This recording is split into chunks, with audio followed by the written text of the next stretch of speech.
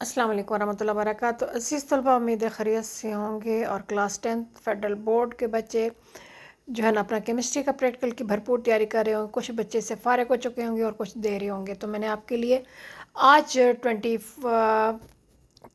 28 मई को जो है वो इस्लामाबाद के लिए जो थर्ड प्रैक्टिकल हुआ है केमिस्ट्री का, उसकी पिक मैंने कहा आपके साथ शेयर करूं ताकि जो बच्चे कल देंगे 29 को वो उसकी अच्छी तरह तैयारी कर लें। कि मैंने बाकी भी फर्स्ट और सेकंड जो है ना और ये जो थर्ड है ये शेयर कर रही हूँ। बाकी प्रैक्टिकल भी मैंने शेयर कर दिया, आप इसको अच्छी तरह देख लीजिए। इसके साथ साथ ये नेक्स्ट प्रैक्टिकल जो है ना ये सऊदीया में हुआ है आपका।